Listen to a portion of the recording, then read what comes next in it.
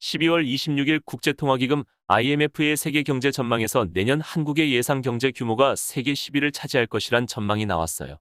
이번 시간에는 세계 경제 규모와 경제 규모 측정 방법 등에 대해 알아보아요. 국제통화기금 IMF에 따르면 올해 우리나라의 명목 국내 총생산 GDP 규모는 약 2,166조 8천억 원으로 추정됐어요. 이는 IMF의 경제 규모를 추산하는 세계 191개국 가운데 10위에 해당해요. 우리나라보다 명목 GDP 규모가 큰 나라는 미국, 중국, 일본, 독일, 영국, 인도, 프랑스, 이탈리아, 캐나다 순이에요.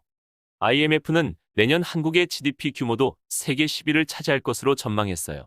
이러한 전망의 근거로 IMF는 코로나19 사태 속에서도 한국의 경제 성장률이 준수한 점을 이야기했어요.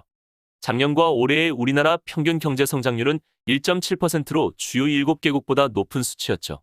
IMF는 명목 GDP를 기준으로 국가의 경제 규모를 추정해요.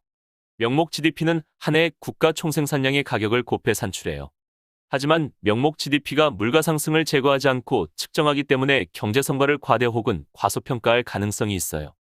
이에 과거 대비 경제 비교 또는 경제 성장률을 지칭할 때는 실질 GDP를 사용해요. 실질 GDP는 당해 연도 국가 총생산량의 기준연도 가격을 곱해 산출해요.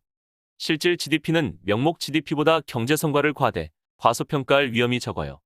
그런데도 경제 규모를 측정할 때 명목 GDP를 사용하는 이유는 명목 GDP가 국가 간 경제의 구조 변동이나 각 생산 요소의 중요성이 어떻게 변했는지를 파악하고 비교하는 데 유용하기 때문이에요.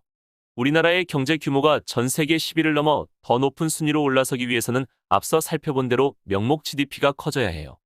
즉, 국가 경쟁력을 바탕으로 높은 가격에 더 많은 재화를 생산해내야지요.